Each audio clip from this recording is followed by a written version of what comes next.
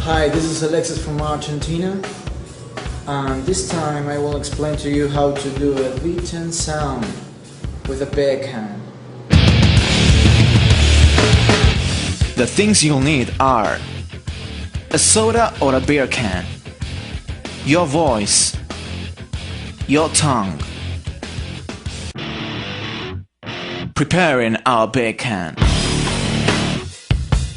Pick up an empty, small or big beer can and take away the metallic opener. Then, just make yourself an imaginary line by the middle of the can and just press it down the middle.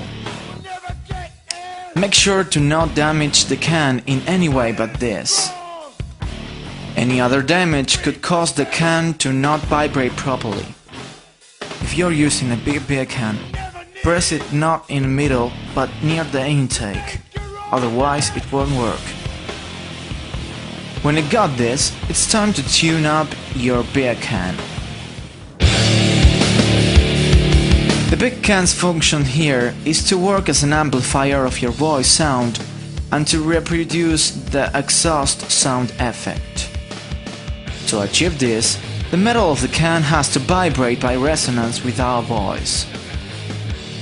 For this, we have to adjust it correctly in order to obtain the maximum resonance possible.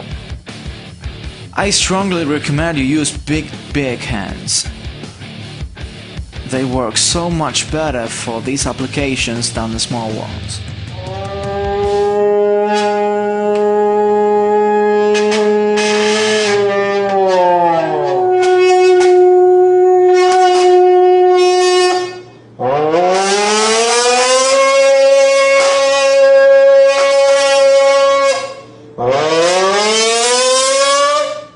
Just keep it there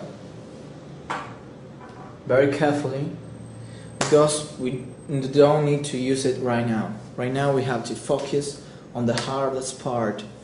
Hard but not impossible.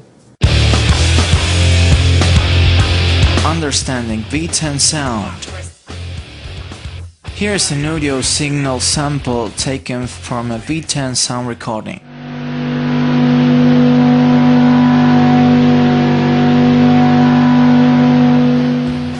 As you can see, the V10 sound is a very complex signal, but to achieve a credible enough V10 sound, we have to analyze its composition. We can make a simple analysis.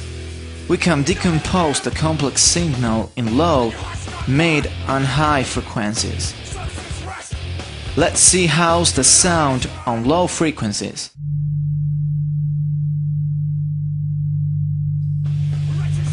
We can reproduce this bass low frequency with our tongue vibration.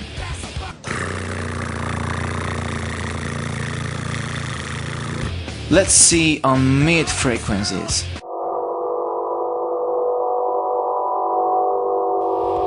We can reproduce this mid-range frequency with our voice.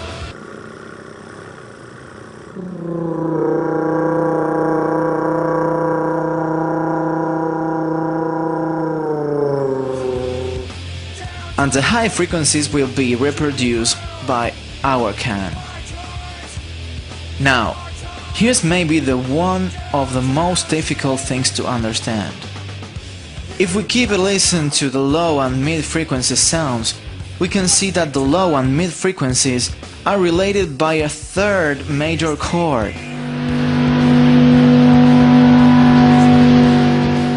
If we do it on a keyboard, the notes will be like this. The tonic note, an octave above the third major note.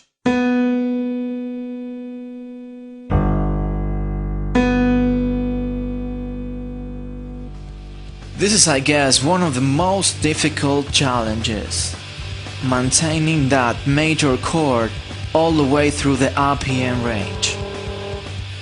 Of course, it requires a lot of practice, but once you got it, it's almost instinctive. Now, we can incorporate our big can and complete the sound setup.